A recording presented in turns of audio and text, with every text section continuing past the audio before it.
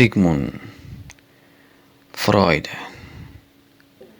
la interpretación de los sueños.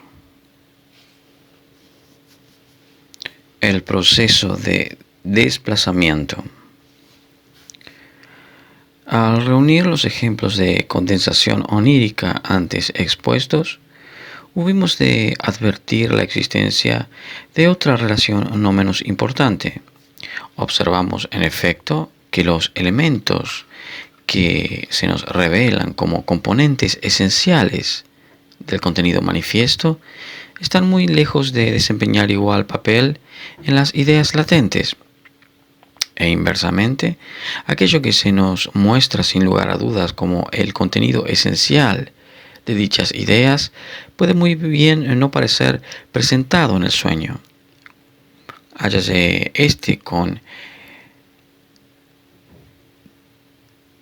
como diferentemente centrado, ordenándose su contenido en derredor de los elementos distintos de los que en las ideas latentes aparece como centro.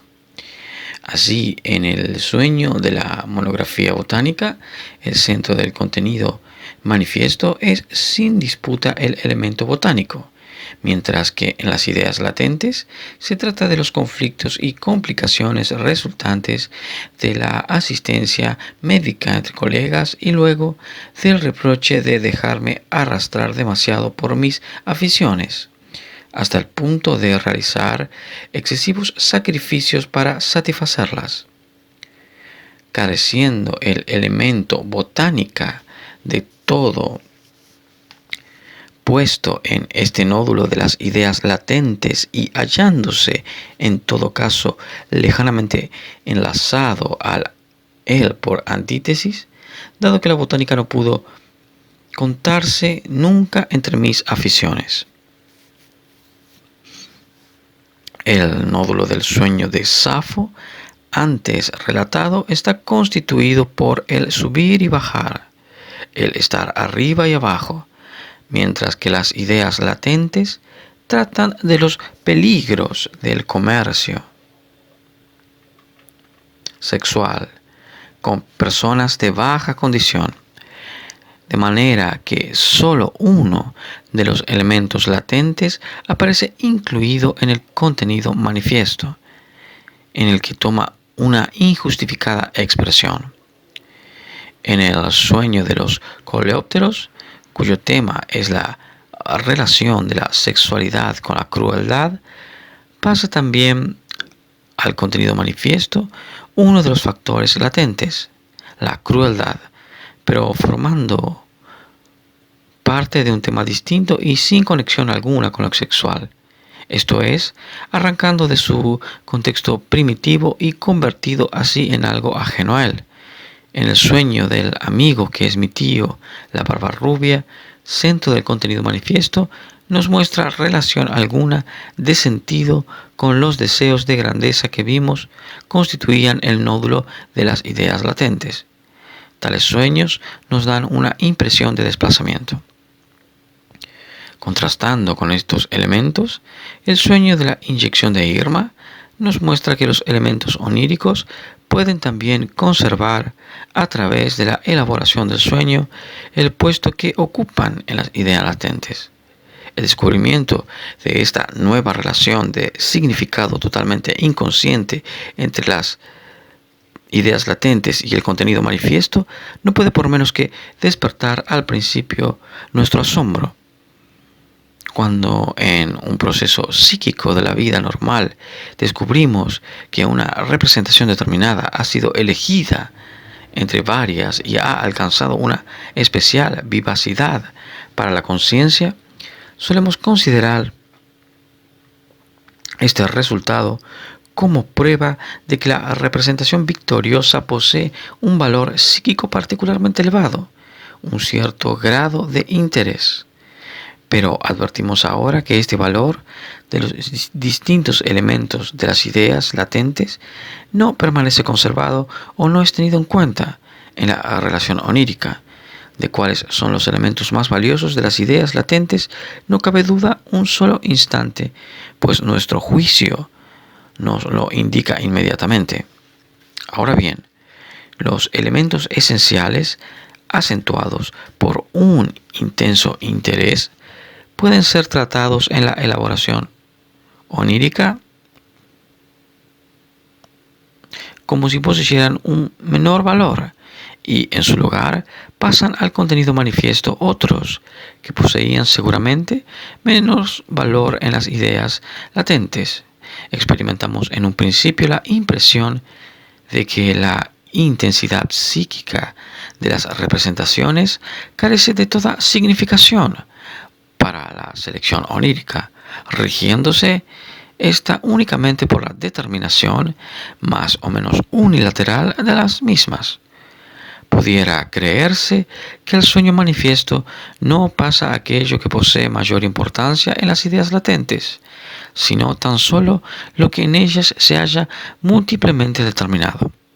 Pero esta hipótesis no facilita en lo más mínimo la inteligencia de la formación de los sueños, pues nos resistiremos a creer en un principio que los dos factores indicados, la determinación múltiple y el valor intrínseco, puedan actuar sino en un mismo sentido sobre la selección onírica, y juzgamos que aquellas representaciones que el contenido latente poseen la máxima importancia habrá de ser también las que con mayor frecuencia retornen en él, dado que constituyen a manera de centros de los que parten las diversas ideas latentes.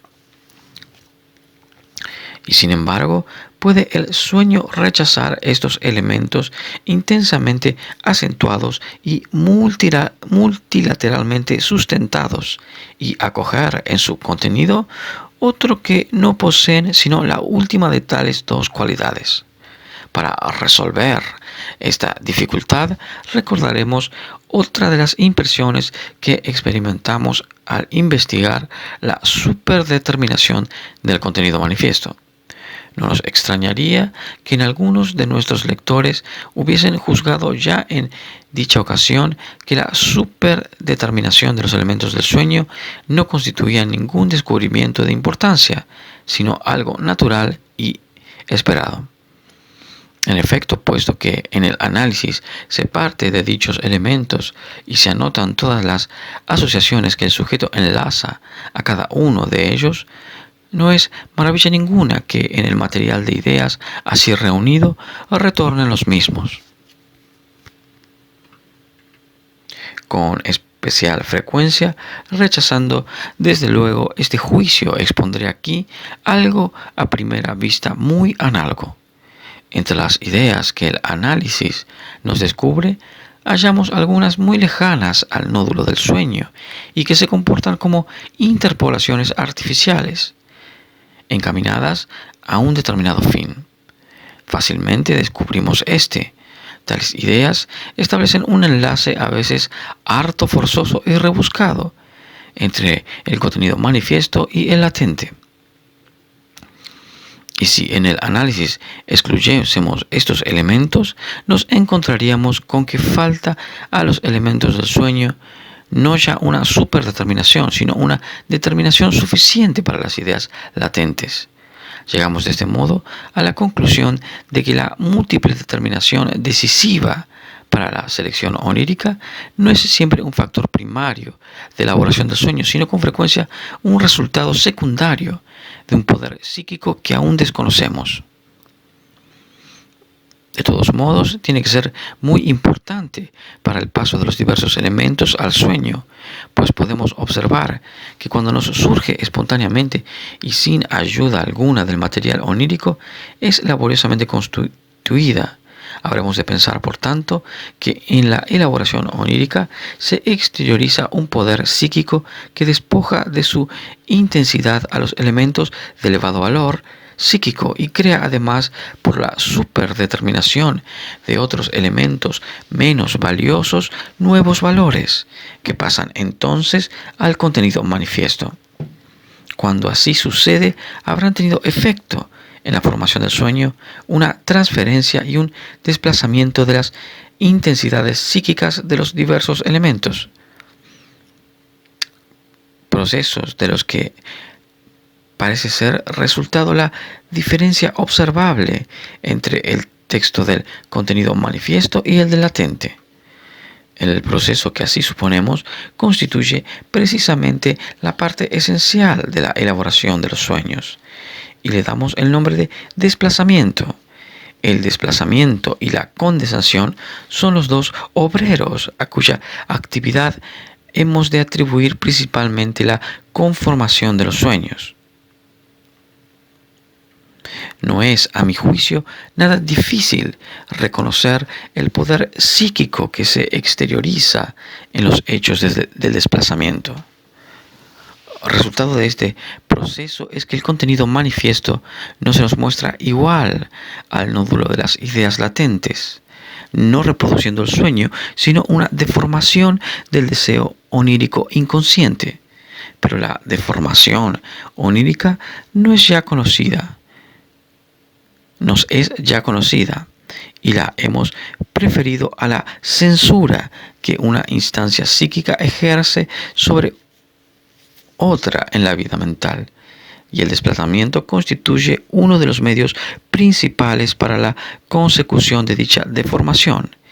Is facit qui profuit. Podemos, pues, suponer que el desplazamiento nace por la influencia de dicha censura, o sea, la defensa endopsíquica. En subsiguientes investigaciones nos ocuparemos del desarrollo e influencia recíproca de los procesos de desplazamiento, condensación y superdeterminación dentro de la formación de los sueños, y señalaremos cuál es el factor dominante y cuál el accesorio. Por el momento, nos limitaremos a indicar una segunda condición que deben cumplir los elementos que pasan al contenido manifiesto, la de hallarse libres de la censura de la resistencia. Con el desplazamiento contaremos ya en adelante para la interpretación onírica como un hecho indiscutible.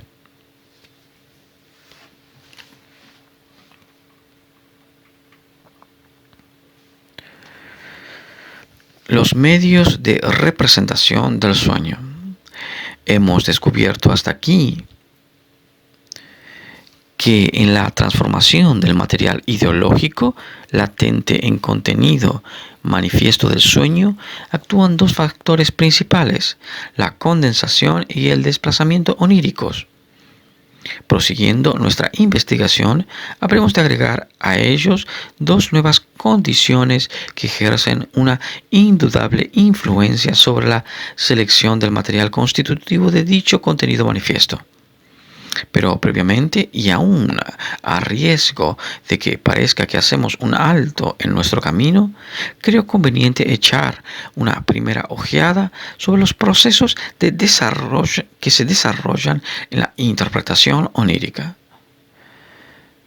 No se me oculta que el mejor procedimiento para esclarecer por completo tal labor interpretadora y poner su eficacia a descubierto de posibles objeciones sería tomar como ejemplo un sueño determinado, desarrollar su interpretación en la forma en la que hicimos con el sueño de la inyección de Irma, página 412, y una vez reunidas las ideas latentes descubiertas, reconstruir, partiendo de ellas, la formación del sueño, o sea, completar el análisis de los sueños con una síntesis de los mismos. Es esta una labor que he realizado más de una vez para mi propia enseñanza, pero no me es posible emprenderla aquí por impedirlo numerosas consideraciones referentes al material psíquico y que de todos mis lectores habrán de comprender y aprobar sin dificultad. Para el análisis no suponen estas consideraciones un tan grave obstáculo que, pues, la labor analítica puede quedar incompleta y conservar, sin embargo, todo su valor con tal que nos permita penetrar algo en la trama del sueño. En cambio, la síntesis tiene que ser completa si ha de poseer algún valor convincente. Ahora bien, solo de sueños de personas totalmente desconocidas al público, el lector me habrá de ser al público lector, me habría de ser posible dar una tal síntesis completa. Pero dado que esta posibilidad no me es ofrecida sino por pacientes neuróticos, habré de aplazar esta parte de la representación del sueño hasta que más adelante hayamos avanzado en el esclarecimiento de la neurosis lo suficiente para volver sobre este tema. Pero mis tentativas de reconstruir sintéticamente un sueño partiendo de las ideas latentes, sé que el material descubierto en la interpretación es de muy diferente valor. Háyase constituido en parte por las ideas latentes esenciales, que de este modo sustituyen al sueño y bastarían por sí solas para constituir su completa sustitución, si no existiese la censura.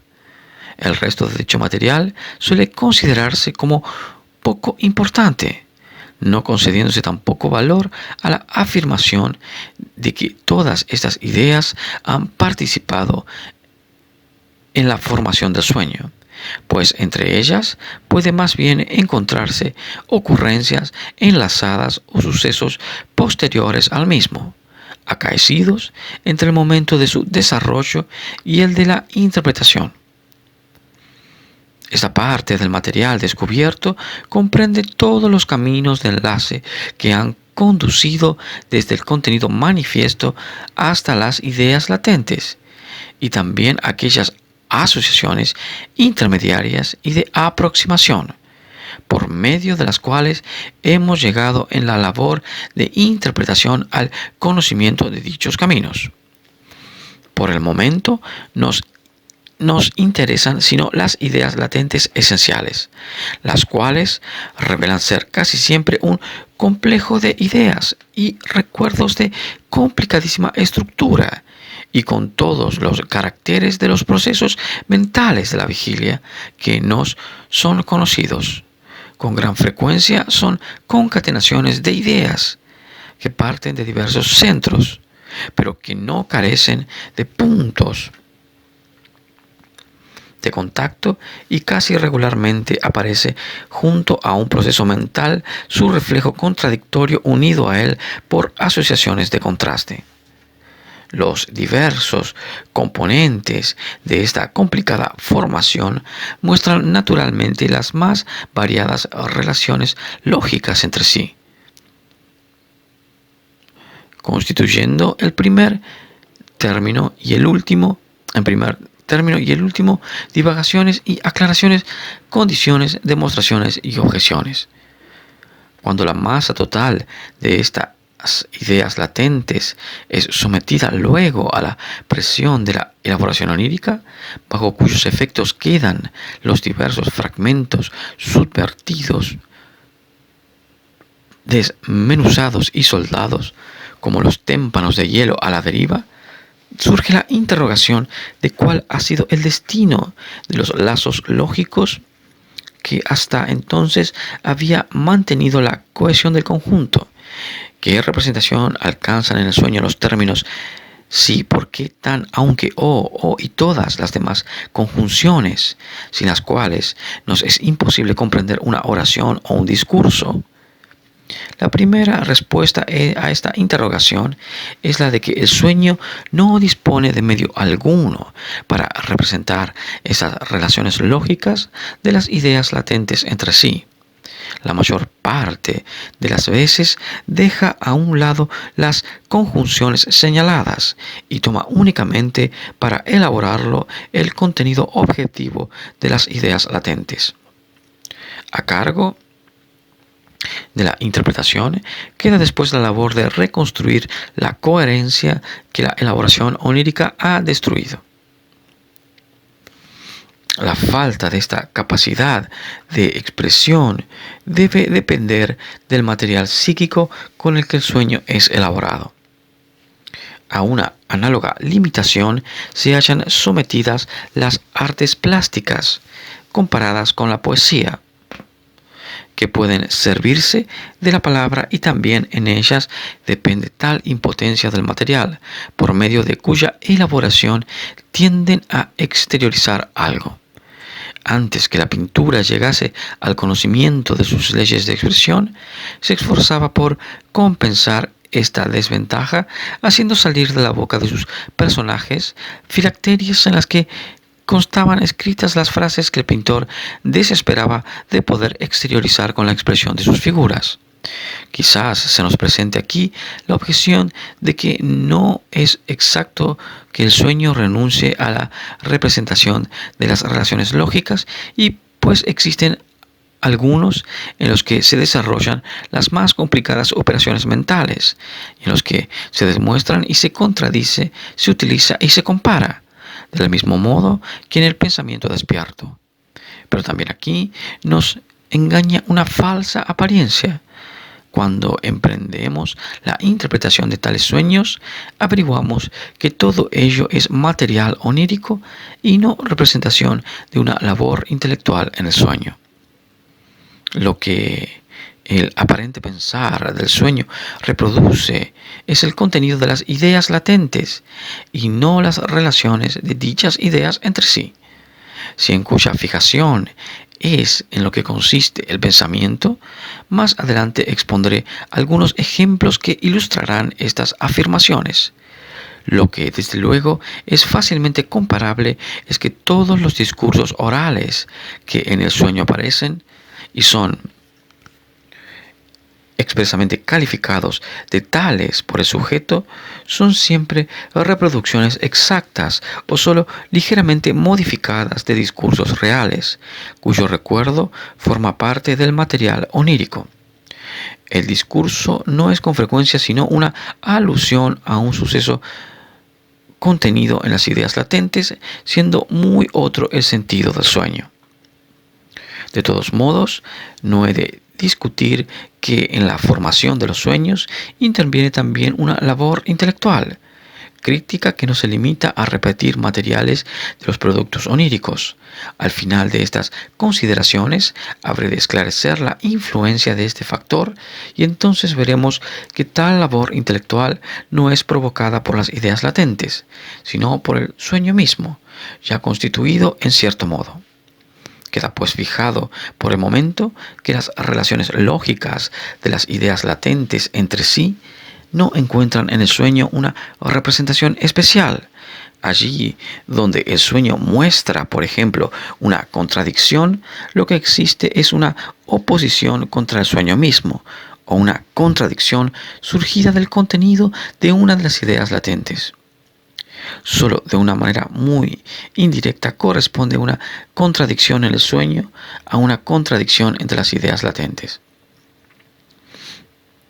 Pero así como la pintura ha conseguido representar de un modo distinto al primitivo de la filacteria la intención, por lo menos, de lo que sus figuras habrían de expresar en palabras, ternura, amenaza, consejo, etc., también posee el sueño la posibilidad de atender a alguna de las relaciones lógicas de sus ideas latentes por medio de una apropiada modificación de la peculiar representación onírica.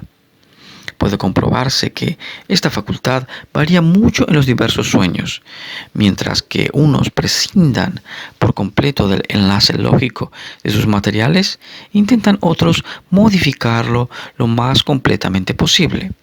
El sueño se aleja en este punto muy diversamente del texto que le es ofrecido para su elaboración, comportándose a sí mismo de un modo igualmente variable con respecto a la relación temporal de las ideas latentes. Cuando en lo inconsciente existe establecida una tal relación, el sueño de la inyección de Irma. Mas, ¿con qué medios consigue la elaboración del sueño indicar tales relaciones del material onírico, difícilmente representables? Intentaremos enumerarlos. En primer lugar, rinde su tributo a la innegable coherencia de todos los elementos del contenido latente. reuniéndolos en una síntesis, situación o proceso. Reproduce la coherencia lógica como simultaneidad y obrando así, procede como el pintor que al representar en un cuadro la escuela de Atenas o el Parnaso, reúne en su obra a un grupo de filósofos o poetas que realmente no se encontraron nunca jamás juntos, o en un atrio o sobre una montaña, como el artista nos los muestra, pero que constituyen para nuestro pensamiento una comunidad. Este es el procedimiento general de representación del sueño. Así, siempre que nos muestra dos elementos próximos uno a otro, nos indica con ello la existencia de una íntima conexión entre los que a ellos corresponde en las ideas latentes. Sucede aquí lo que en nuestro sistema de escritura. Cuando escribimos AB, indicamos que las dos letras han de ser pronunciadas como una sola sílaba. Mas, si vemos escrito primero A y luego B, después de un espacio libre, lo consideramos como indicación de que A es la última letra de una palabra y B la primera de otra. Comprobamos, pues, que las combinaciones oníricas no se constituyen con elementos totalmente arbitrarios y heterogéneos del material del sueño, sino con aquellos que también se hallan íntimamente ligados en las ideas latentes. Para representar las relaciones causales, dispone el sueño de dos procedimientos que en esencia vienen a ser la misma cosa. La forma de representación más corriente, cuando por ejemplo presentan las ideas latentes el siguiente contenido: a causa de tales o cuales cosas tuvo que suceder esto o lo otro, consiste en incluir la frase accesoria como sueño preliminar y agregar a ella como sueño principal la frase principal.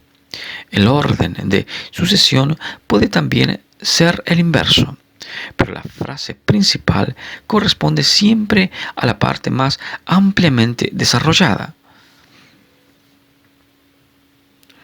A una de mis pacientes debo un bello ejemplo de tal representación de la casualidad en un sueño que más adelante comunicaré en su totalidad. Componíase este sueño de un corto preludio y un amplio sueño sucesivo muy centrado, al que podríamos dar el título de Por la flor. El sueño preliminar fue como sigue. Va a la cocina en la que se hallan dos criadas y las regaña por no haber terminado de hacer ese poco de comida. Mientras tanto, ve una gran cantidad de groseros utensilios de cocina puestos boca abajo a escurrir y formando un montón. Las dos criadas van por agua. Para ello, tienen que meterse en un río que llega hasta la casa o entra en el patio. A continuación, se desarrolla el sueño principal, que comienza en la siguiente forma. La sujeto baja desde un elevado lugar, avanzando por una singular pasarela, y se regocija de que sus vestidos no queden enganchados en ningún sitio. El sueño preliminar se refiere a la casa paterna de la sujeto.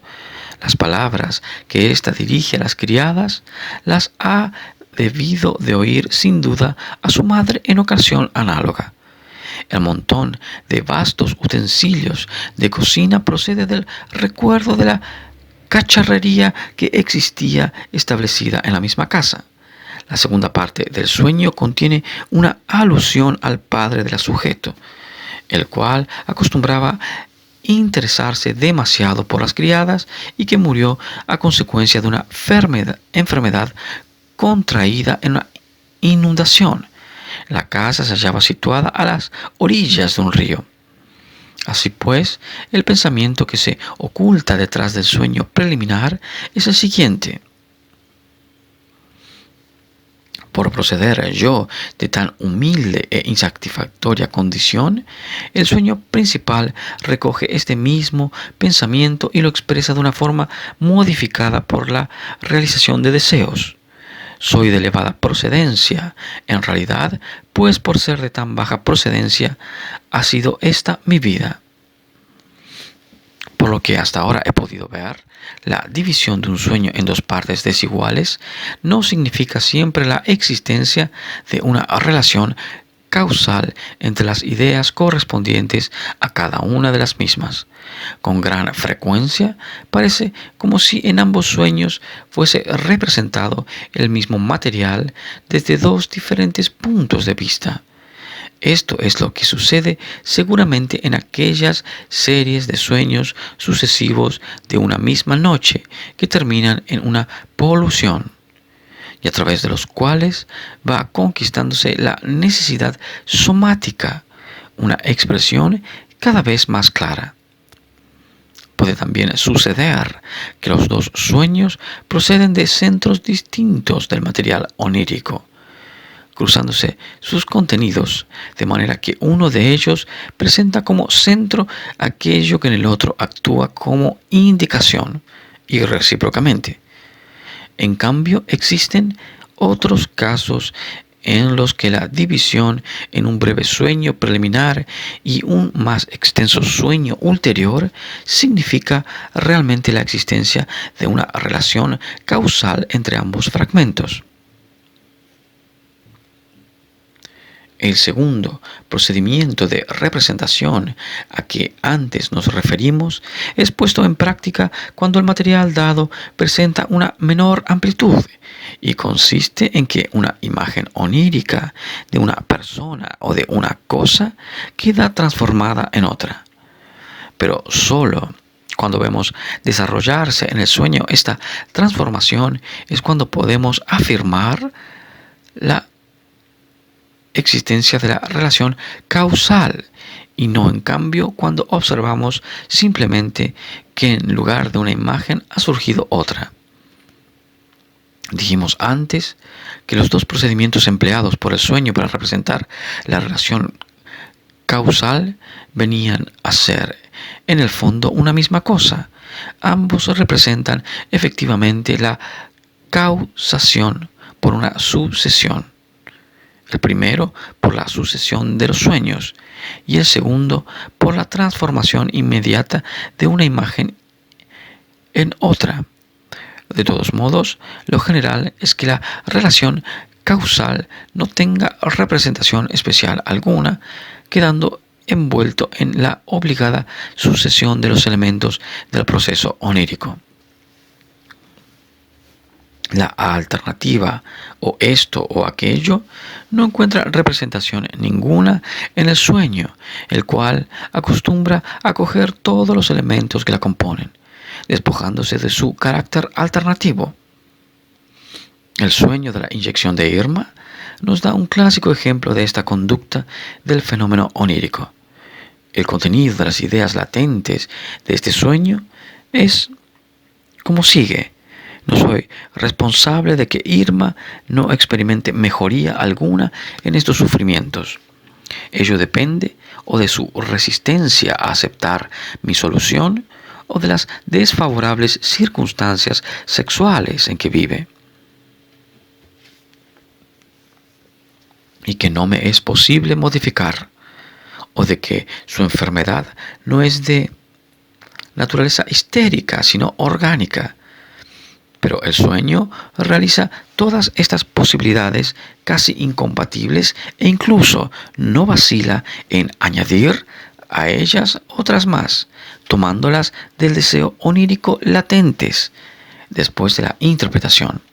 Así pues, allí donde el sujeto del sueño introduce el relato del mismo una alternativa, era un jardín o una habitación, etc., nos muestra el sueño tal alternativa, sino simplemente una juxtaposición y lo que al introducir la alternativa queremos significar en nuestro relato del sueño es la vaguedad e imprecisión de un elemento del mismo. La regla de interpretación aplicable a este caso consiste en situar en un mismo plano los diversos miembros de la aparente alternativa y unirlos con la conjunción copulativa y. Veamos un ejemplo. Después de esperar en vano durante algún tiempo que un amigo mío me comunicase las señas de su hospedaje en Italia, sueño recibir un telegrama en el que me las indica viéndolas yo impresas en tinta azul sobre la blanca cinta telegráfica. La primera palabra aparece muy borrosa y suele ser ovía o villa. La segunda palabra clara en ceserno o incluso casa. La segunda palabra de sonido italiano y que me recuerda nuestras discusiones etimológicas expresa también mi enfado por haberme mantenido oculto mi amigo su paradero durante tanto tiempo. Cada uno de los miembros de la terna propuesta para la primera palabra se revela en el análisis como un punto de partida independiente e inigualable justificado de la concatenación de ideas. En la noche anterior al entierro de mi padre, sueño ver un anuncio impreso, semejante a los que en las salas de espera de las estaciones recuerdan la prohibición de fumar, en el que se lee la frase siguiente: se ruega cerrar los ojos, o esta otra se ruega cerrar un ojo. En alternativa, la podemos representar así: se ruega los un ojo, paréntesis S. Cada uno de los dos textos posee un sentido particular y nos lleva en la interpretación por caminos que le son peculiares. Para el entierro y los funerales de mi padre, había yo elegido el ceremonial más sencillo posible, pues sabía cuáles eran sus ideas sobre este punto. Pero otras personas de mi familia no estaban conformes conmigo y opinaban que tan puritana sencillez había de avergonzarnos ante los concurrentes al duelo. Por esta razón, ruega uno de los textos del sueño que se cierre un ojo, o sea, según el sentido de esta frase familiar, que seamos indulgentes para con las debilidades de los demás. El significado de la vaguedad que al relatar el sueño describimos con una alternativa resulta aquí fácilmente comprensible. La elaboración onírica nos ha conseguido hallar un texto único, pero de doble sentido para la expresión de las ideas latentes y que de este modo se separan ya en el contenido manifiesto las dos principales series de ideas. Las alternativas difícilmente representables quedan también expresadas en algunos casos por la división del sueño en dos partes de igual amplitud. La conducta del sueño con respecto a la antítesis y la contradicción es altamente singular. De la contradicción prescinde en absoluto, como si para él no existiese el no, y reúnen una unidad las antítesis o las representaciones con ellas. Asimismo, se toma la libertad de representar un elemento cualquiera por el deseo contrario a él, resultando que al enfrentarnos con un elemento capaz de ser contrario, no podemos saber nunca al principio si se halla contenido positiva o negativamente en las ideas latentes.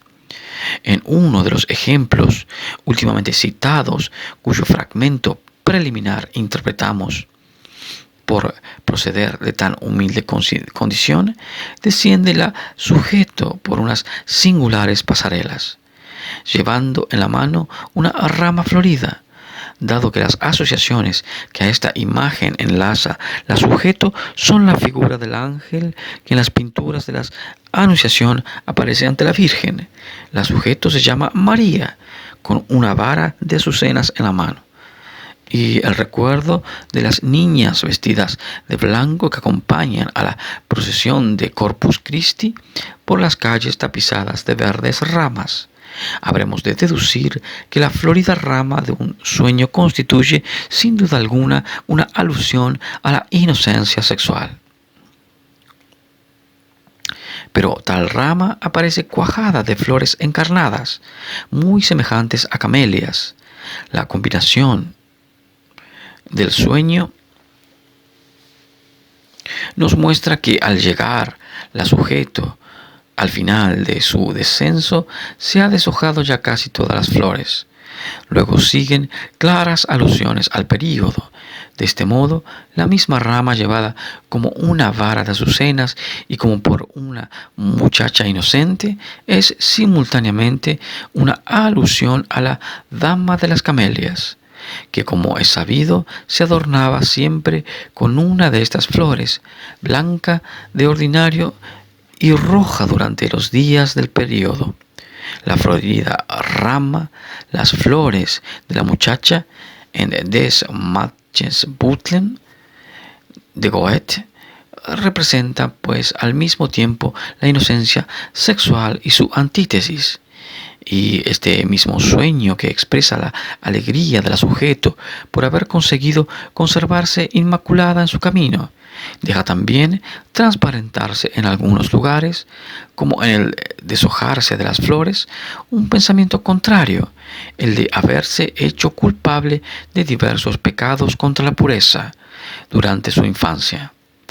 En el análisis de este sueño nos es fácil diferenciar claramente ambos procesos mentales, de los cuales el satisfactorio y consolador parece ser más superficial, y en cambio más profundo el que entraña un reproche. Ambos son radicalmente opuestos, y sus elementos iguales pero contrarios han quedado representados en el sueño por los mismos factores. Tan solo una de las relaciones lógicas, la de analogía, coincidencia,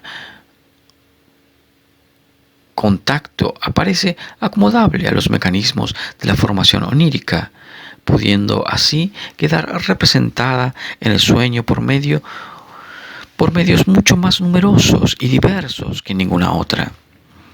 Las coincidencias o analogías existen en el sueño, constituyen los primeros puntos de apoyo de la formación de los sueños.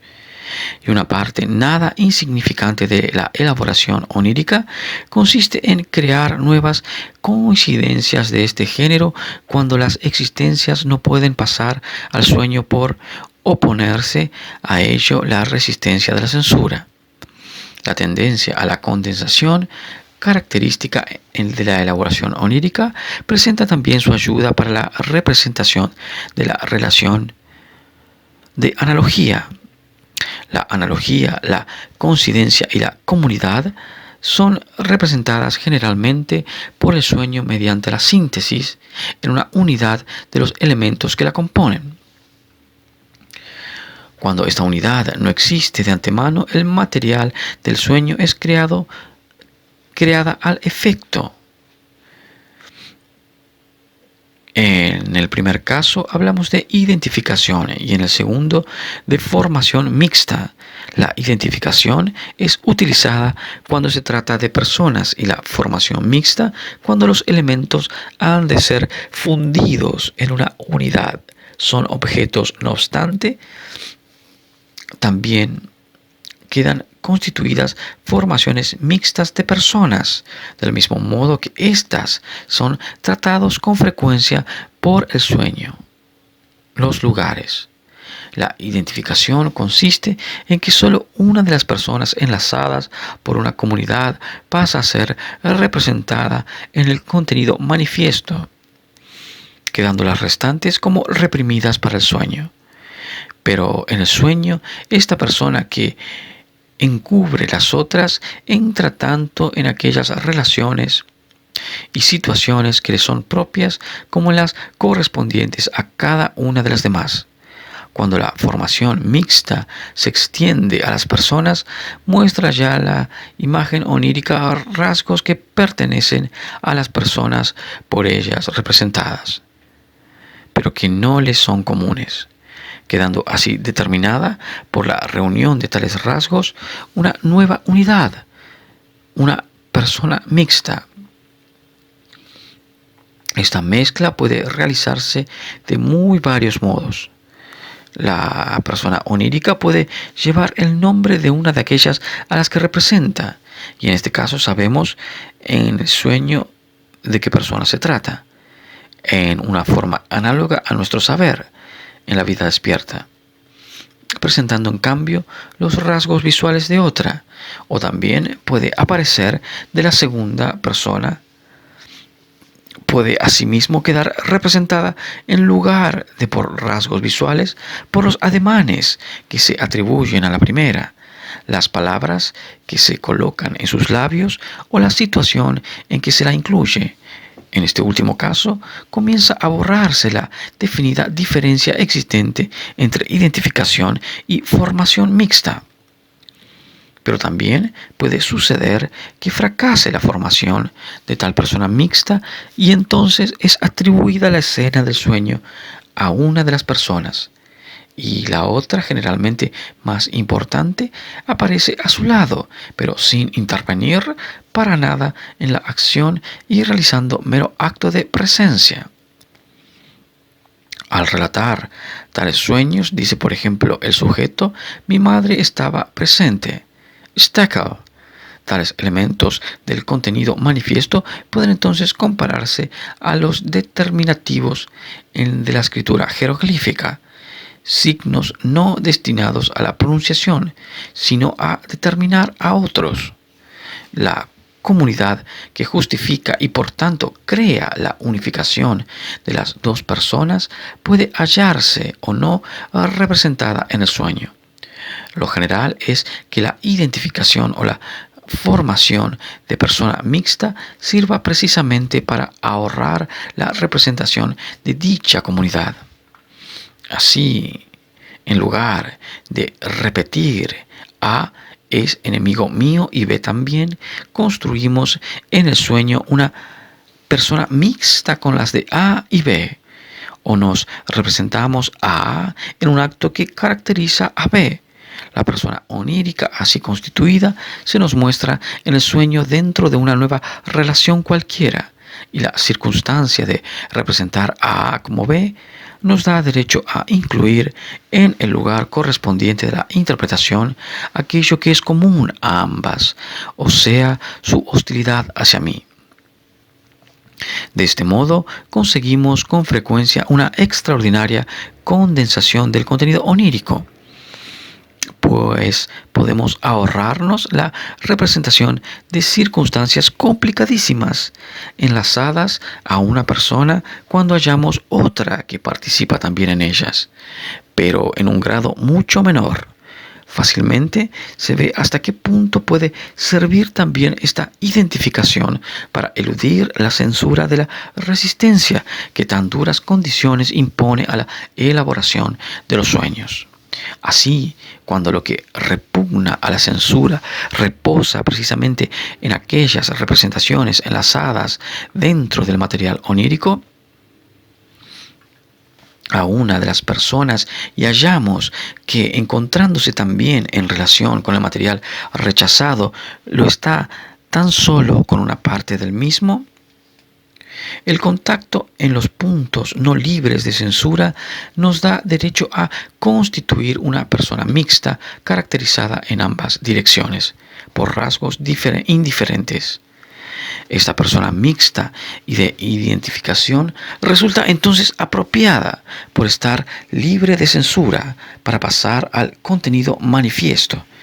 Y de este modo habremos satisfecho mediante el empleo de la condensación las exigencias de la instancia censora. Cuando en el contenido manifiesto de un sueño hallamos representada una comunidad de las dos personas, habremos de interpretarlo como una indicación de la existencia de otra comunidad oculta, cuya representación no ha sido permitida por la censura.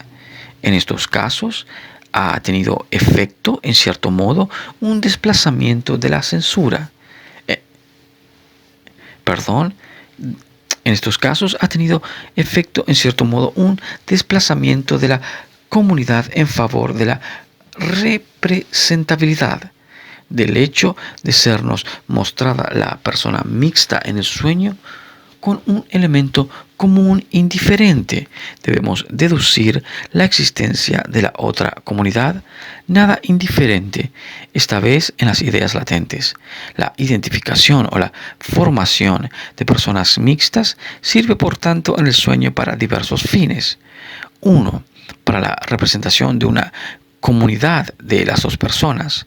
2. Para la representación de una comunidad desplazada. 3. Para expresar una comunidad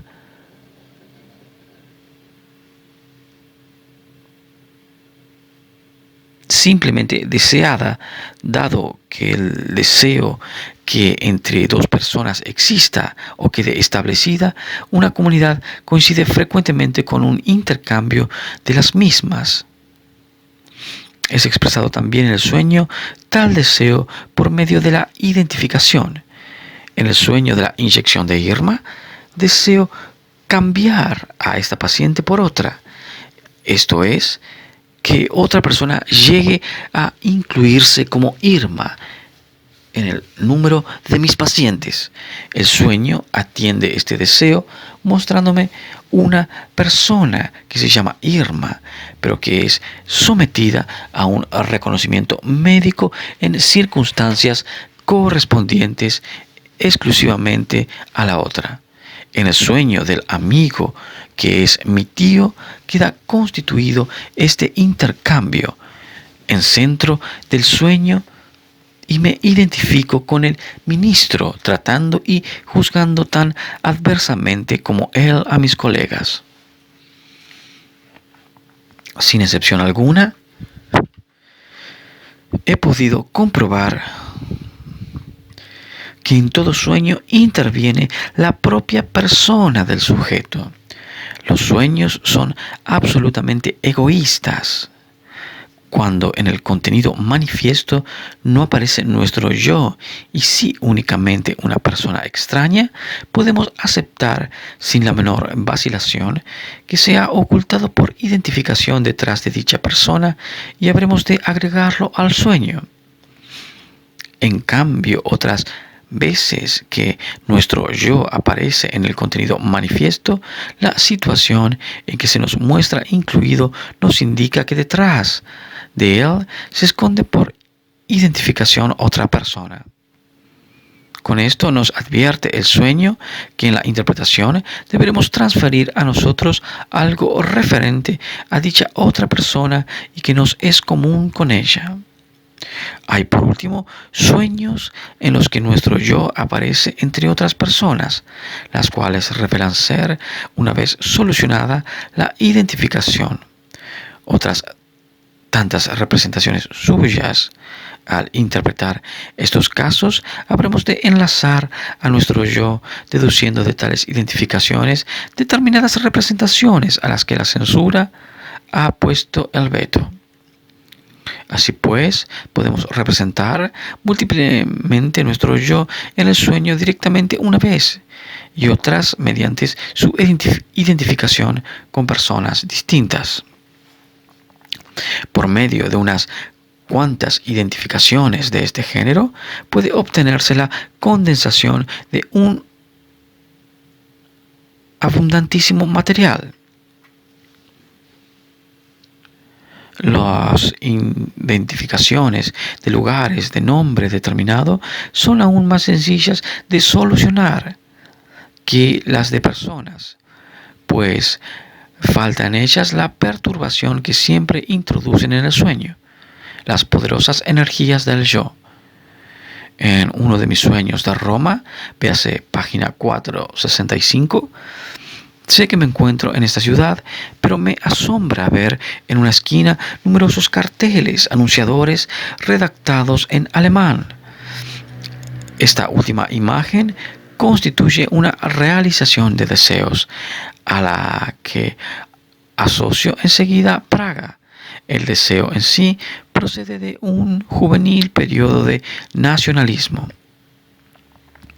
Días antes de este sueño me había propuesto un amigo mío encontrarnos en Praga.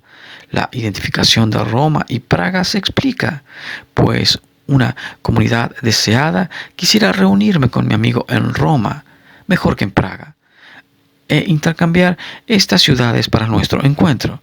La posibilidad de crear formaciones mixtas es uno de los factores que más contribuyen a dar al sueño su frecuente carácter fantástico, pues con tales formaciones pasan al contenido manifiesto elementos que no pudieron ser jamás objetos de percepción. El proceso psíquico correspondiente a la formación mixta en el sueño es evidentemente el mismo que se desarrolla en el estado de vigilia. Cuando nos imaginamos un centauro o un dragón, la única diferencia consiste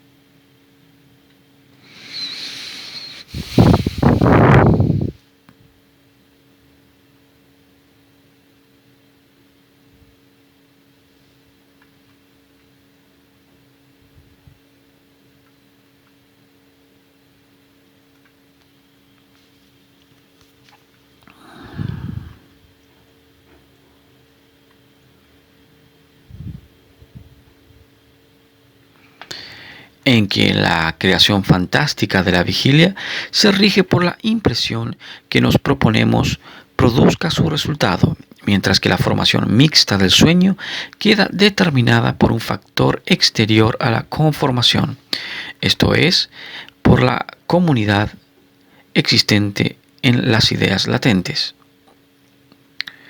La formación mixta onírica puede ser constituida de diversos modos. En su composición más desprovista de arte aparecen representadas únicamente las cualidades de uno de los objetos, y esta representación se nos muestra acompañada de la convicción de que se refiere al mismo tiempo a otro objeto. Una técnica más cuidadosa reúne los rasgos de ambos objetos en una nueva imagen, utilizando para ello hábilmente las analogías que los mismos pueden poseer en la realidad. La nueva creación puede resultar totalmente absurda a constituir. Por el contrario, una bella fantasía según las condiciones del material y el ingenio que presidía a la fusión. Cuando los objetos que han de ser condensados en una unidad son demasiado heterogéneos, se limita frecuentemente la elaboración onírica a crear un producto mixto con un nódulo preciso, al que se agregan determinantes más borrosas. En estos casos ha fracasado la síntesis en una sola imagen, y las dos representaciones se superponen engendrando algo semejante a una lucha entre dos imágenes visuales. Si intentamos representarnos gráficamente la formación de un concepto sobre la base de imágenes de percepción, obtendremos una imagen análoga. Los sueños se muestran, como era de esperar, plagados de tales formaciones mixtas. En los ejemplos analizados, hasta aquí hemos señalado ya algunas, a las que ahora agregaremos varias más. El sueño últimamente expuesto, que describe la vida de la paciente con la flor o desflorada, nos muestra al yo onírico llevando en la mano una florida rama que, según averiguamos ya, significa al mismo tiempo inocencia y culpabilidad sexuales. Dicha rama recuerda además por la distribución de las flores a las de los cerezos en flor, y las flores aisladamente consideradas son camelias. Por último, rama y flores tomadas en conjunto dan la impresión de una planta exótica. Las ideas latentes nos revelan la comunidad existente entre los diversos elementos de esta formación mixta. La rama florida está constituida como un compuesto de alusiones a los regalos que movieron a la sujeto o debieron moverla a mostrarse complaciente. Así su infancia, las cerezas y en años posteriores una planta de camelias. Lo exótico es una alusión a un naturalista que había viajado mucho y pretendido un tiempo al sujeto, regalándole en una ocasión un dibujo de una planta. Otra paciente creó en un sueño un lugar intermedio entre las casetas de los baños de mar, las garitas en las que suele hallarse instalado el retrete en las casas campesinas y los sotabancos de nuestras viviendas ciudadanas. Los primeros elementos tienen como una relación con la desnudez y por su unificación con el tercero habremos de concluir que también el sotabanco de la casa en que la paciente vivió de niña fue testigo de escenas de dicho género. Un individuo creó un sueño de dos lugares, mi gabinete de consulta y el local público en el que conoció a mi mujer, una localidad mixta. La comunidad entre los dos elementos de esta formación mixta queda proporcionada por la palabra cur, cura y corte. A mi gabinete de consulta acudía el sujeto a someterse a una cura, como antes acudía al otro local a hacer la corte. A la mujer, a la que más tarde hizo su esposa, una muchacha a la que su hermano ha prometido traerle caviar, sueña que dicho hermano tiene ambas piernas cubiertas de granitos, negros como los huevecillos del caviar y de la misma forma y tamaño. Los elementos contagio en sentido moral y el recuerdo de una erupción que padeció en su infancia y sembró sus piernas de puntitos rojos en lugar de negros, se han unido aquí con los huevecillos de caviar para formar un nuevo concepto, el de aquello que ha recibido de su hermano, que su hermano le ha contagiado. En un sueño comunicado por Ferenczi, hallamos una formación mixta compuesta por las personas de un médico y un caballo, imagen que además lleva puesta una camisa de dormir. El análisis reveló la comunidad existente entre estos elementos después de demostrar que la camisa de dormir constituía una alusión al padre de la sujeto en una escena de la infancia de esta última. En los tres casos se trataba de objetos de curiosidad sexual. Siendo niña, la había llevado varias veces su niñera a una yeguada militar, lugar en el que tuvo ocasión de satisfacer su curiosidad sexual aún no coartada. He afirmado antes que el sueño carece de medios para representar la relación de antítesis u oposición. El no. Y voy ahora a contradecir por vez primera tal aserto. Una parte de los casos que hemos de considerar como de antítesis y podríamos colocar bajo la rúbrica de inversamente o por el contrario, alcanza su representación en el sueño del modo siguiente, que casi podríamos calificar de chistoso. El inversamente no llega de por sí al contenido manifiesto, sino que exterioriza su existencia en el material con la inversión como a posteriori de un fragmento del contenido manifiesto o relacionado con él motivos distintos. Este proceso es más fácil de ilustrar que de describir. En el bello sueño de arriba abajo descrito anteriormente, la representación onírica del subir muestra la inversión de la escena de Safo, que constituye su modelo en las ideas latentes. En el sueño, la subida es penosa al principio y luego fácil, al revés de lo que sucede en dicha escena de la novela de Daudet. Los términos arriba y abajo, referidos al hermano del sujeto, son también representados inversamente en el sueño, Y todas estas circunstancias indican la existencia de una relación contradictoria o antitética entre dos fragmentos del material de ideas latentes.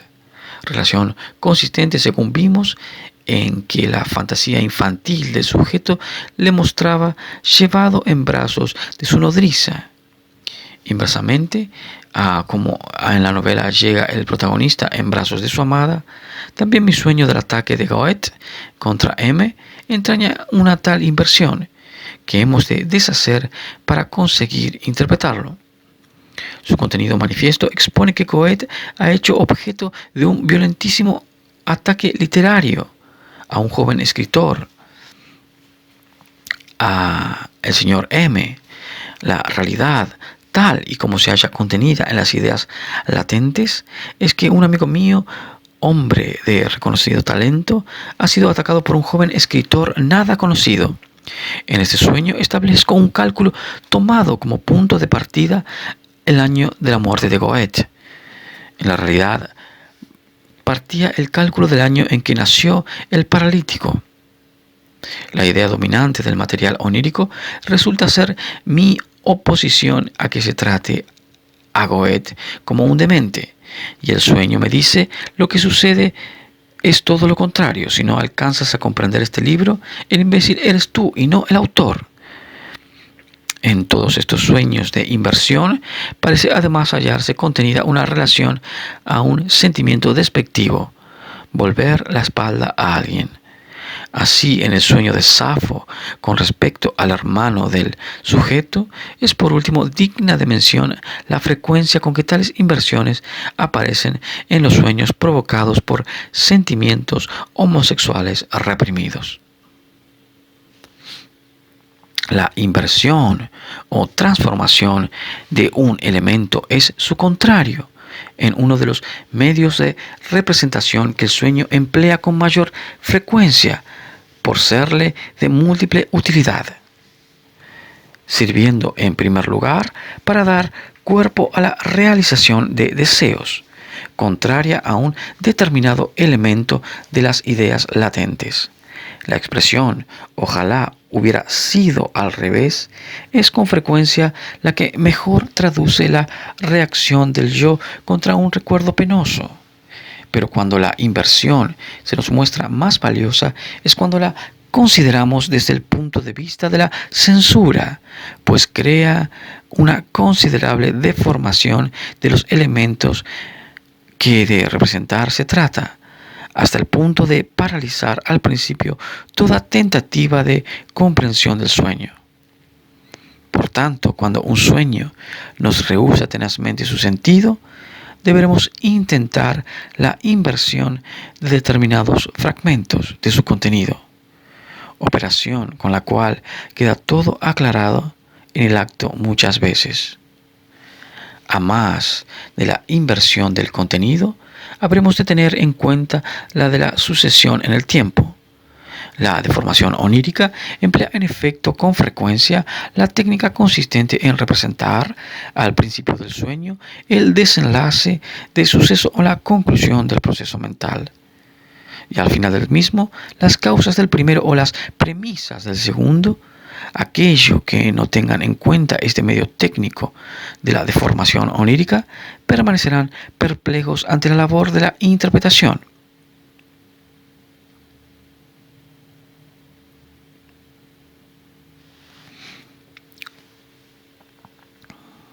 Suele incluso suceder que en algunos casos no conseguimos descubrir el sentido del sueño hasta después de haber llevado a efecto en el contenido manifiesto la inversión de múltiples y muy diversas relaciones.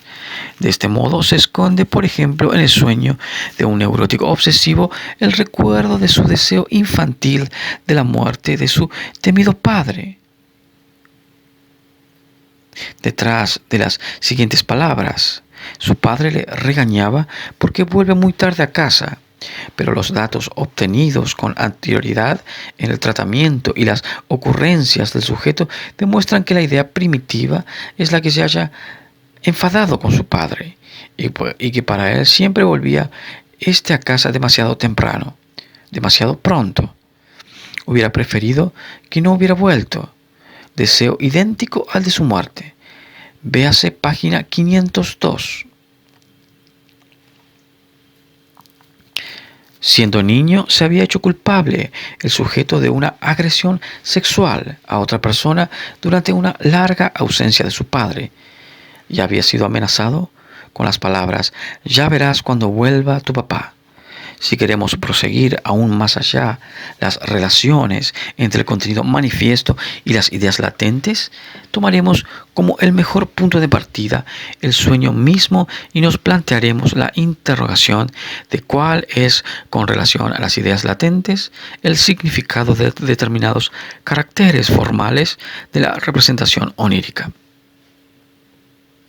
A estos caracteres formales que tienen que despertar nuestra atención al examinar el sueño, pertenecen ante todo las diferencias de intensidad sensorial de los distintos productos oníricos y las de claridad de los diversos fragmentos de un sueño o de sueños enteros comparados entre sí. Las diferencias de intensidad de los diversos productos oníricos forman toda una escala que va desde una agudeza de impresión que nos inclinaríamos a colocar por cima de la realidad, aunque claro está que sin garantías, hasta una enfadosa vaguedad que declaramos característica del sueño por no ser comparable exactamente a ninguno de los grados de precisión que tenemos lugar de percibir en los objetos de la realidad. Acostumbradamente calificamos también de fugitiva la impresión que de un borroso objeto onírico recibimos, mientras que de los objetos oníricos más precisos opinamos que han permitido una más larga percepción. Surge aquí la interrogación de cuáles son las condiciones del material onírico a las que obedecen estas diferencias de vitalidad de los diversos trozos del contenido manifiesto.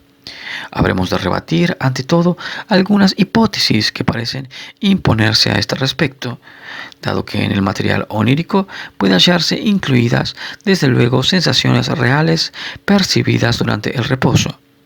Se supondrá probablemente que estas sensaciones o los elementos oníricos de ellas derivados se significan en el contenido manifiesto por una especial intensidad, o inversamente, que aquello que en el sueño muestra una especial intensidad podrá ser referido a dichas sensaciones reales.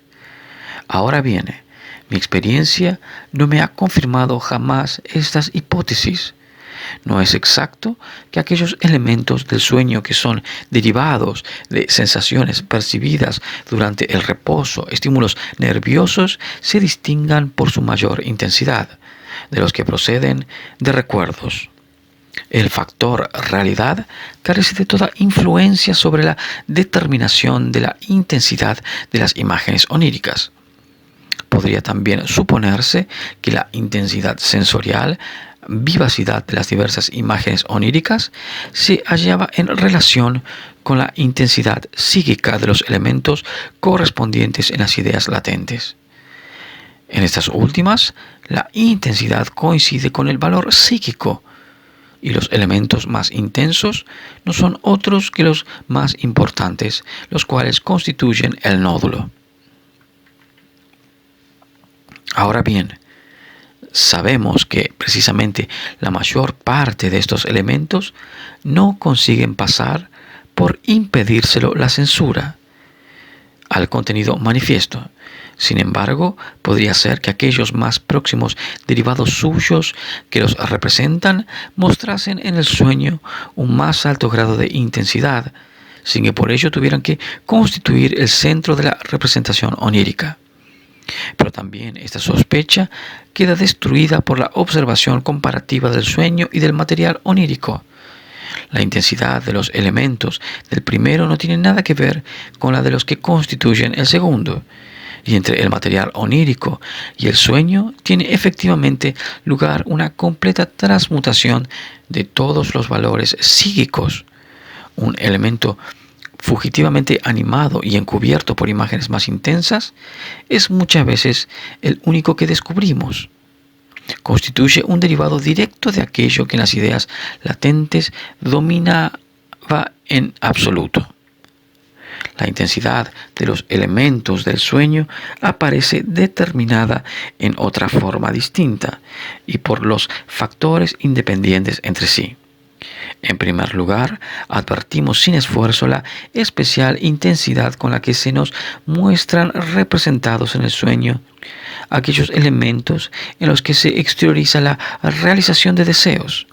Y en segundo, nos descubre el análisis que aquellos elementos que aparecen dotados de una vitalidad son a la vez los que constituyen el punto de partida de un más amplio número de rutas mentales y los mejor determinados. Este principio empíricamente establecido puede ser formulado en dos siguientes términos. Los elementos que mayor intensidad muestran en el sueño son aquellos cuya formación ha exigido una mayor labor de condensación. Esta condición y la anteriormente señalada de la realización de deseos habrán de poder ser encerradas en una única fórmula. El problema al que las precedentes consideraciones se refiere, o sea, el de las causas de la mayor o menor intensidad o precisión de los diversos elementos del sueño, no debe ser confundido con el que plantea la distinta claridad de sueños enteros o fragmentados. Lo contrario de precisión es vaguedad. En el segundo, confusión. Sin embargo, es innegable que las cualidades ascendentes y descendentes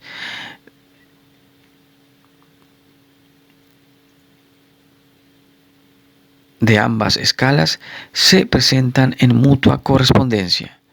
Aquellos fragmentos de un sueño que muestran una mayor claridad contienen en su mayor parte elementos intensos y por el contrario un sueño oscuro se halla constituido por muy escasos elementos intensos. Pero el problema planteado por la escala que se extiende desde lo aparentemente claro hasta lo impreciso y confuso es mucho más complicado que el de las oscilaciones de la vivacidad de los elementos del sueño. Y por razones que más adelante expondremos, no nos es posible someterlo todavía a discusión. En algunos casos observamos, no sin sorpresa, que la imprecisión de claridad o imprecisión producida por un sueño no depende en absoluto del proceso de su constitución, sino que procede del material onírico a título de componente del mismo. Así, recuerdo un sueño que me pareció, al despertar, tan especialmente bien constituido, coherente y claro, que antes de disipar por completo en mí el aturdimiento del reposo, me propuse establecer una nueva categoría de sueños, no sometidos a los mecanismos de la condensación y el desplazamiento, y que habrían de calificarse de fantasía durante el reposo. Pero aún más detenido examen me demostró que ese sueño poco común presentaba una constitución, en su constitución, las mismas fisuras y soluciones de continuidad que otro cualquiera, con lo cual hube de renunciar a la categoría de las fantasías oníricas. Su contenido era que yo exponía a mi amigo Fliess una difícil teoría de la bisexualidad, constituida al cabo de trabajosas investigaciones, y la fuerza realizadora de deseos hacía que dicha teoría, que por lo demás no era comunicada en el sueño, nos pareciese clara y sin lagunas. Así pues, aquello que yo había considerado como un juicio sobre el sueño completo era una parte, y precisamente la esencial, del contenido onírico. La elaboración onírica parecía extenderse, en este caso, a los comienzos del pensamiento despierto, y me ofrecía como juicio sobre el sueño aquella parte del material onírico cuya exacta representación no le había sido dado conseguir en el mismo. Análogo a este es el caso de una paciente mía que, hallándose sometida al tratamiento psicoanalítico, se resistió a relatarme un sueño cuyo análisis había de formar parte del mismo, alegando que era demasiado impreciso y confuso. Por último, entre repetidas protestas de la insegura vaguedad de las representaciones oníricas, relató que su sueño le había presentado varias personas, ella misma, su marido y su padre, siendo como si ella no hubiese sabido si su marido era su padre o quién era su padre o algo parecido. La comparación de este sueño con las ocurrencias del sujeto durante la sesión demostró sin lugar a dudas que se trataba de la vulgar historia de una criada que había tenido que confesar hallarse embarazada y en la que se expresaban dudas sobre quién sería el padre del esperado hijo. La oscuridad que el sueño mostraba era, pues, también en este caso, una parte del material que hubo de provocarlo, y esta parte quedaba representada en la formación misma del sueño.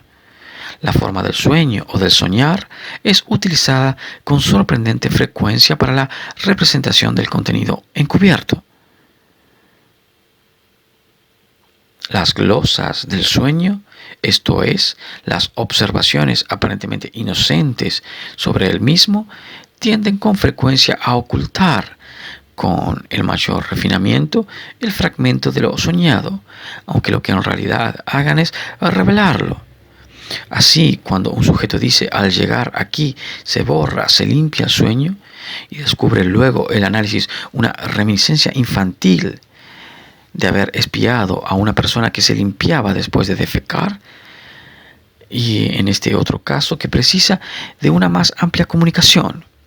Un joven tiene un claro sueño que le recuerda una fantasía infantil de la cual ha conservado conciencia. Se encuentra por la noche en un hotel y, equivocándose de habitación, sorprende a una señora ya madura y a sus 2 hijos que se están desnudando para acostarse. Al llegar a este punto de su relato,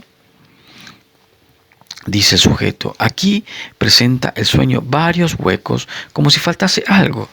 Luego prosigue con la aparición en el cuarto de un hombre que quiere expulsarme y que con él tengo que luchar.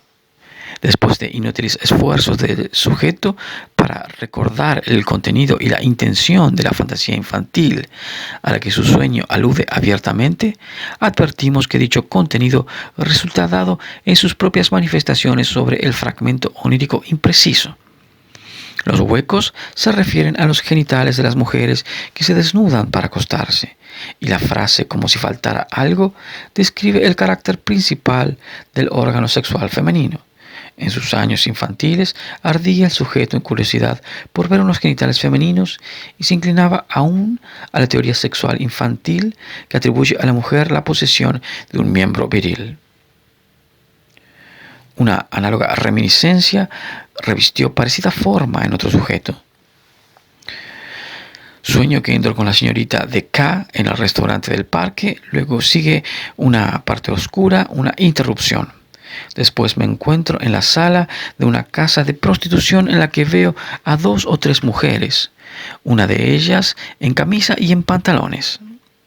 Análisis: la señorita de K es la hija de un amigo jefe suyo y, como el mismo sujeto indica, una persona sustitutiva de su hermana.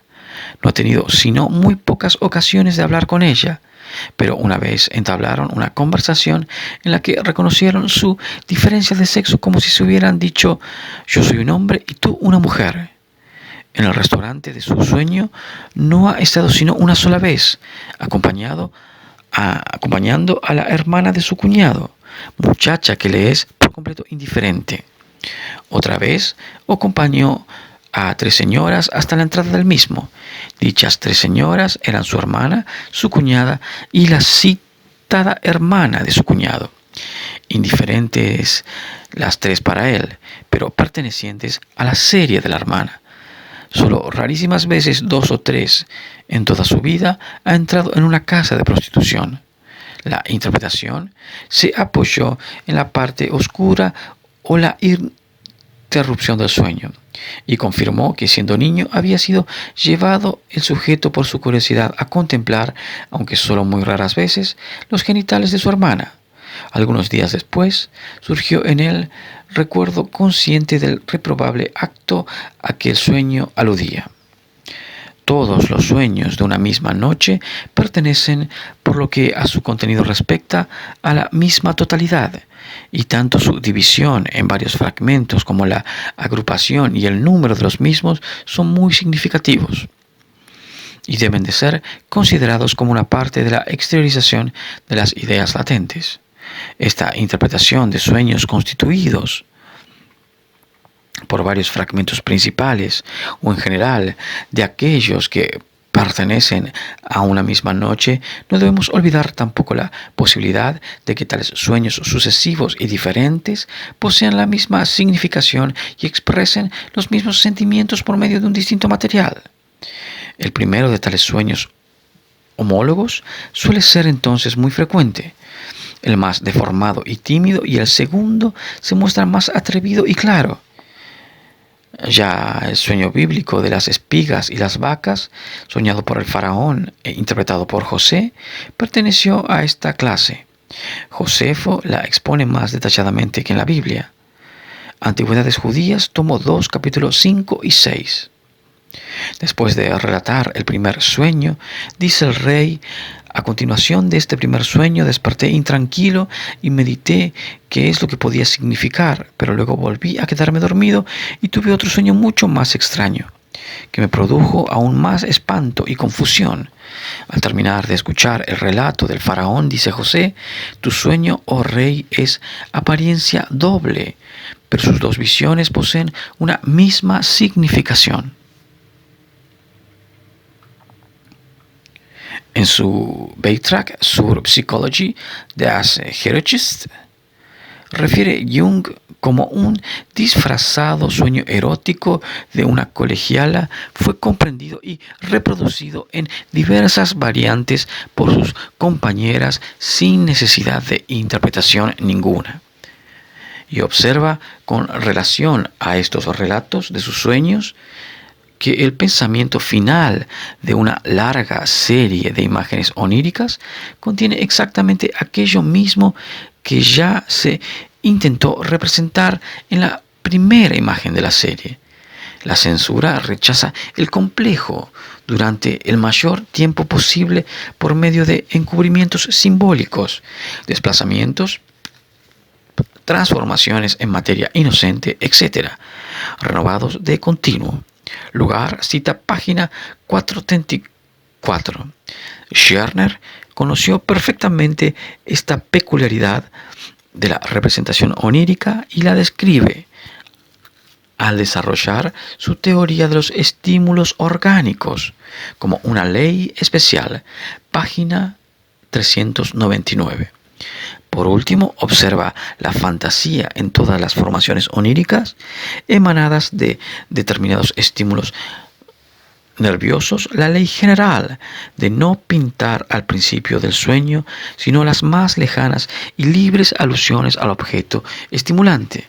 Y en cambio al final, cuando se agota el material pictórico, representa clara y desnudamente el estímulo mismo o correlativamente el órgano al que corresponde su función, con la cual acaba el sueño revelando por sí mismo su motivo orgánico. En su trabajo, Un sueño que se interpreta a sí mismo, nos da Otto Rank una amplia confirmación de esta ley de Scherner. El sueño que en él nos comunica se compuso de dos fragmentos oníricos soñados una misma noche por una muchacha y terminado el segundo con un orgasmo. Este último permitió una detalladísima interpretación del sueño, total sin recurrir para nada a la ayuda del sujeto.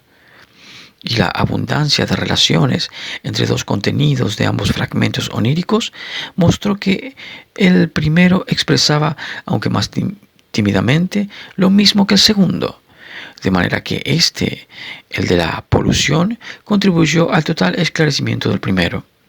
Muy justificativamente, ha tomado Rank, en este caso, como punto de partida para el estudio de la significación de los sueños de polución con respecto a la teoría de los sueños en general. Mi experiencia personal me ha demostrado, sin embargo, que no siempre nos llegamos a hallar en situación de interpretar la claridad o confusión de los sueños como seguridad o duda en el material onírico. Más adelante habremos de señalar en la elaboración onírica el factor no mencionado hasta ahora, de cuya actuación depende especialmente esta escala de cualidades del sueño. Algunos sueños en los que se mantiene durante cierto tiempo una determinada situación o decoración, aparecen cortados por interrupciones que son descritas en su relato con las palabras siguientes. Parece luego como si al mismo tiempo fuera un lugar distinto y allí sucede esto y lo otro. Aquello que de este modo irrumpe la acción principal del sueño, la cual puede continuar después al cabo de un intervalo, resulta ser en las ideas latentes un elemento accesorio, por ejemplo, un pensamiento intercalado. La condicionalidad dada en las ideas latentes es representada en el sueño por simultaneidad. Si, cuando, cuál es el significado de la sensación de no poder moverse, frecuentísima en el sueño y tan cercana a la angustia. Queremos andar y permanecemos como clavados en un sitio. Queremos hacer algo y se nos oponen continuos obstáculos. El tren echa a andar y no podemos alcanzarlo. Vamos a levantar la mano para vengar una ofensa y no lo conseguimos, etc. Al examinar los sueños exhibicionistas, tropezamos ya con esta sensación, mas no intentamos profundizar seriamente en su sentido.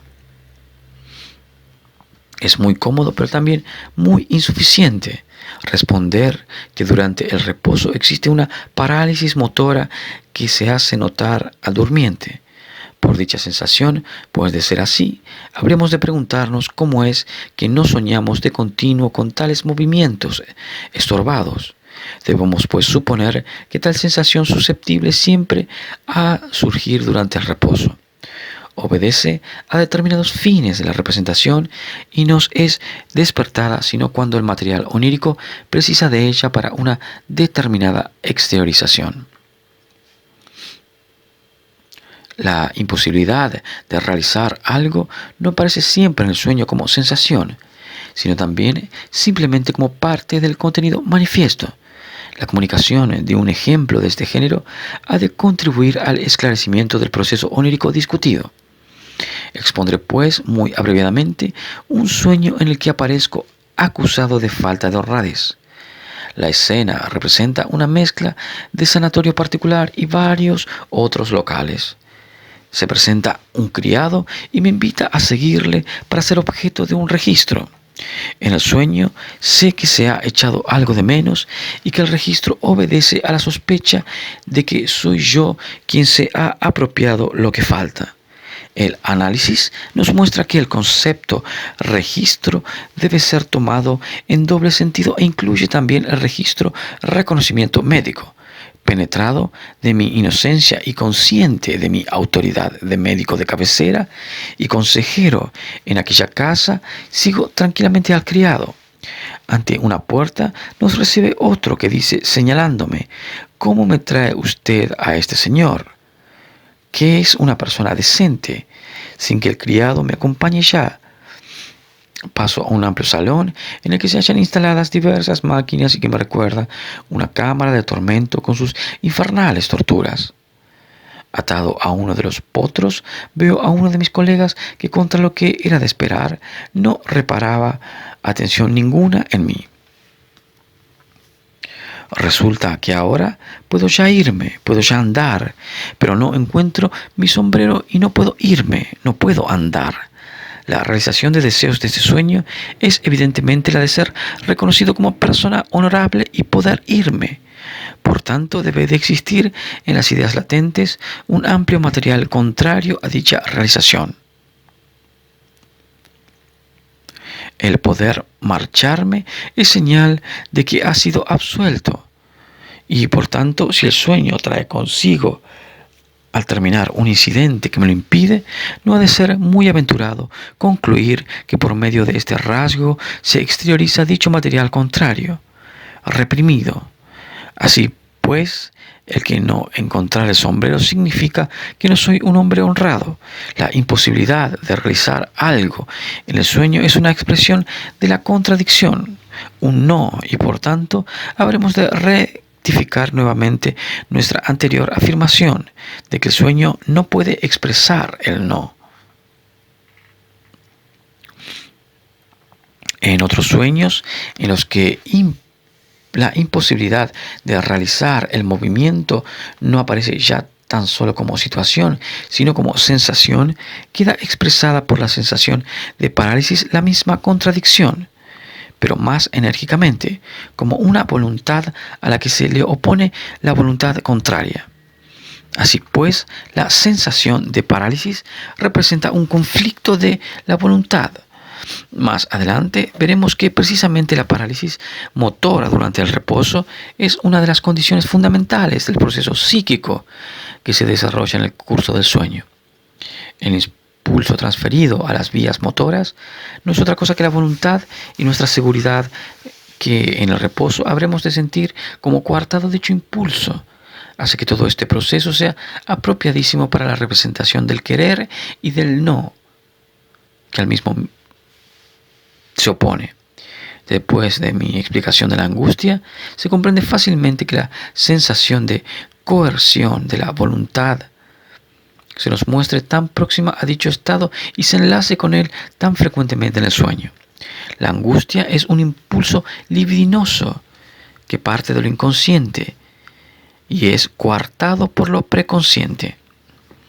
Por tanto, en aquellos sueños o fragmentos del sueño en los que la sensación de parálisis aparece acompañada de angustia, tiene que tratarse de una volición que fue susceptible alguna vez de desarrollar líbido, o sea, de un impulso sexual. Más adelante discutiremos lo que significa el juicio estoy soñando, o esto no es más que un sueño, que con tanta frecuencia surge en nosotros mientras soñamos, y examinaremos a qué poder psíquico hemos de atribuirlo. Adelantaré únicamente que su objeto es rebajar el valor de lo soñado. El problema de que es lo expresado cuando un cierto contenido es calificado de soñado en el sueño mismo, esto es, el problema del sueño en el sueño. Ha sido resuelto en un análogo sentido por Skettel, mediante el análisis de varios ejemplos convincentes. El calificar de soñada una parte de un sueño dentro del sueño mismo tiene por objeto rebasar nuevamente su valor y despojarla de su realidad. Aquello que al final de un sueño en el sueño, continuamos soñando, es lo que el deseo onírico quiere sustituir a la extinguida realidad. Podemos pues admitir que lo soñado contiene la representación de la realidad, el recuerdo verdadero, y por lo contrario, el sueño subsiguiente no entraña sino la representación de lo meramente deseado por el sujeto. Así pues, la inclusión de determinado contenido en el sueño, habrá de considerarse equivalente al deseo de que lo calificado así de sueño no hubiese sucedido, o dicho de otro modo, cuando un determinado suceso es situado en un sueño por la elaboración onírica misma, podemos considerar este hecho como la más decisiva confirmación de su realidad y su más enérgica afirmación. La elaboración onírica emplea el soñar mismo como una forma de repulsa y confirma así la teoría de que el sueño es una realización de deseos.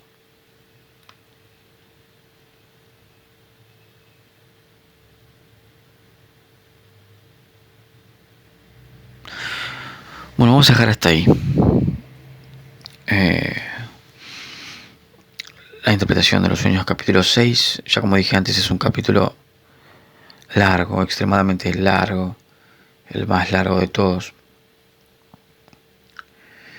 y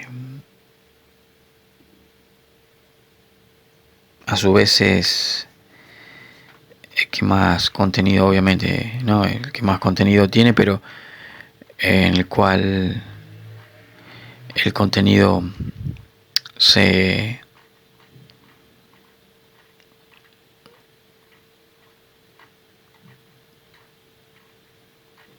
empieza a concatenar.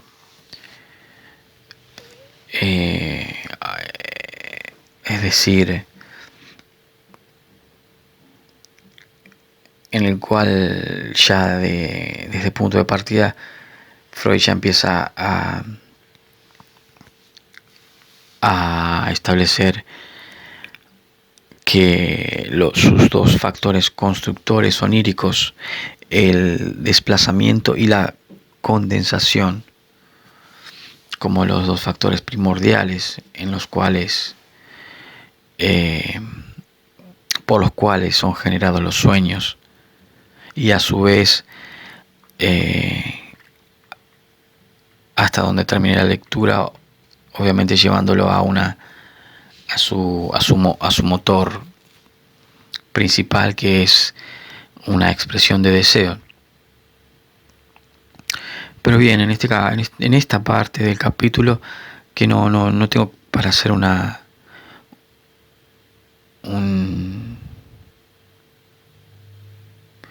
análisis extenso, sino que porque es solamente una parte del capítulo, no es todo el capítulo 6. Recién son prácticamente del capítulo 6 solamente acabo de leer la vez pasada, más esta vez,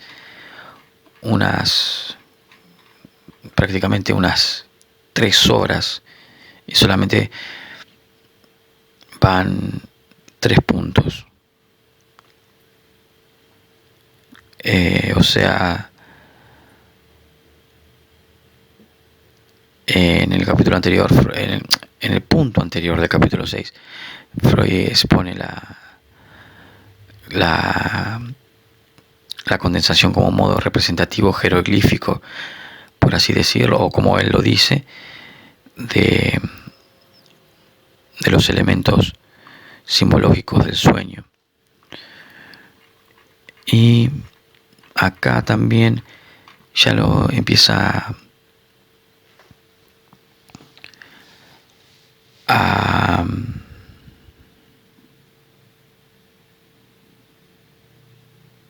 concatenar, como dije en un principio, con el proceso de desplazamiento y con los medios de representación del sueño.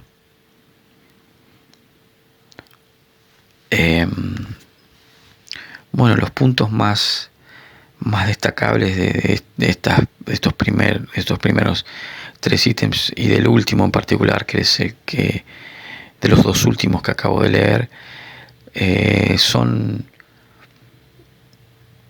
los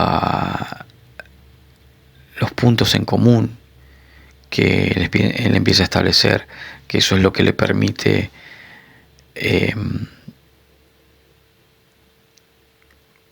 generar esas representaciones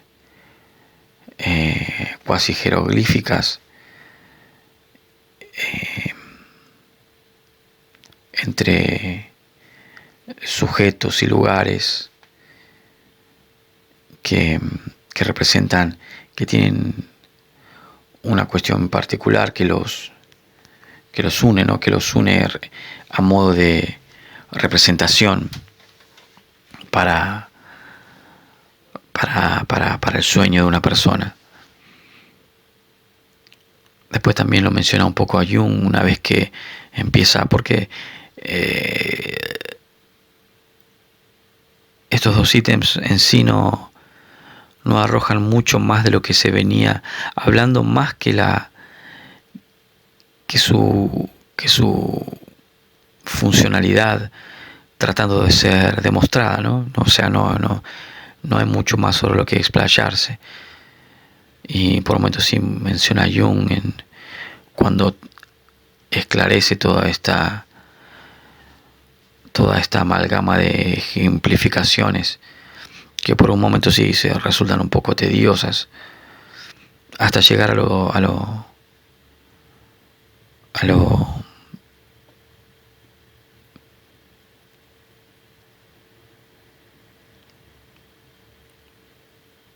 al concepto de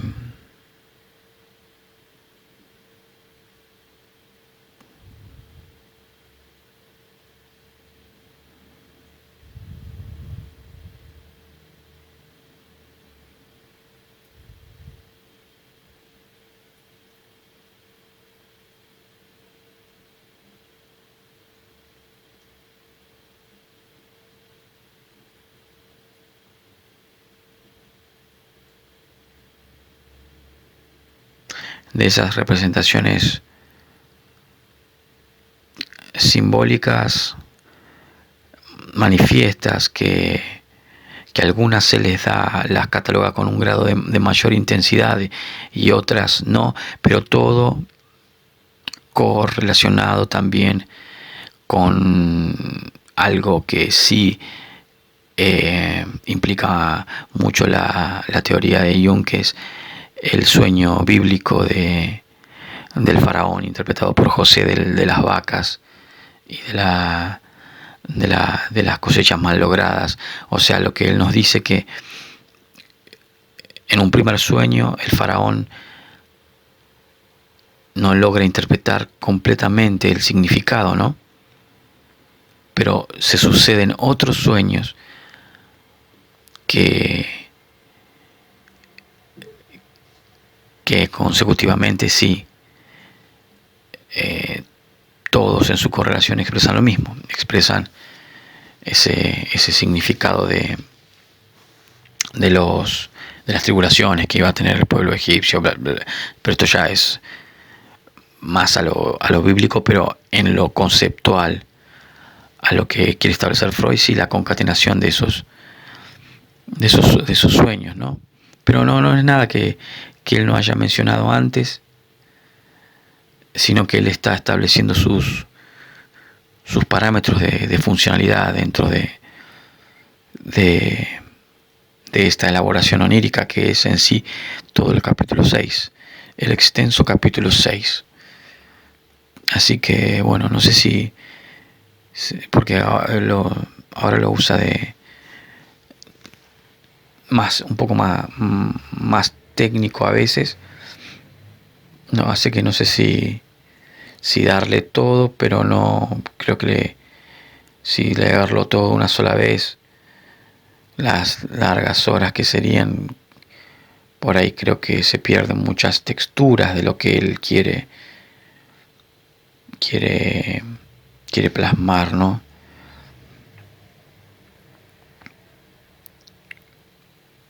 No sé, por ahí lo lea la próxima todo, que son unas largas horas. Pero también si se desmenuza un poco, es un poco más accesible, porque mismo uno cuando lee tantos ejemplos que él da, porque le da vueltas constantemente con los ejemplos. Está bien, el hombre quiere hacer que toda su teoría tenga un asidero concreto, ¿no? Incluso en las cosas que no puede aseverar, como esas fuerzas que él no puede definir bien, como esa fuerza onírica que menciona en un momento, que no puede definir a ciencia cierta, pero sí, entre esa estructura que ya él le está dando ahora ya primero la planteó en capítulos anteriores y ahora ya la está ejemplificando y nos hace ver las interpretaciones de los sueños en las interacciones esas. Y otro concepto que también da es el de que el sueño es imposible de decir no, sino que representa voluntades. Ya lo último de esta lectura, que representa la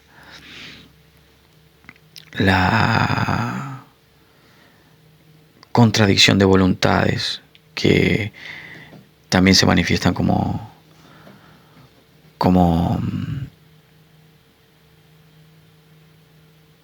estado corporal en el proceso del soñar, ¿no? Para él el sueño es imposible no tiene la capacidad de decir no, sino que se nos manifiesta con representaciones de un deseo a las cuales le podemos atribuir mecanismos de represiones de eso, pero no una capacidad de decir no, de ser una negativa. Así que bien, bueno, por eso me resulta a mí mismo más acertado por momentos desmenuzar estos capítulos, estos puntos del capítulo 6, que hacer una lectura larga que en sí no deje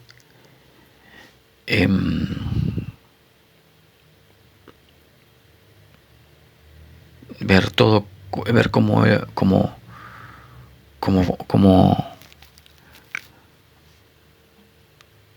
Freud, a pesar de que él, bueno, a veces él mismo marea con tantos ejemplos que da, porque da tantos ejemplos de los sueños y los hace extensos, ¿no? Y que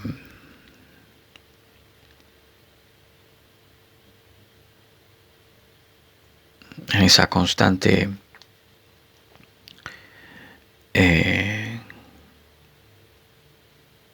ejemplificación que a él, que incluso uno analizando lo que él dice, está bien, su teoría expone eso, pero él tiene siempre el sesgo ese de llevarlo a la sexualidad, siempre, que es una cuestión para otro momento, para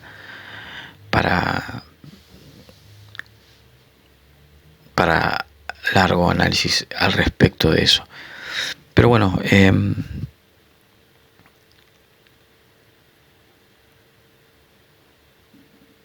este capítulo 6 ya yo lo había dicho antes, es un poco más denso, más espeso, más frondoso, y para ir vislumbrando toda todo su mecanismo, ¿no? Todo su mecanismo ya como una funcionalidad que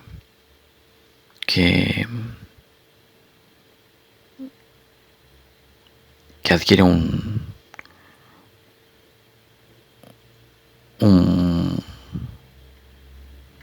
proceso un proceso que transita en el cual ya vemos cómo va interactuando cada cosa. Así que bueno, vamos a dejar hasta acá. La próxima no sé si hago toda una lectura ya más completa o lo voy desmenuzando un poco más. Depende cómo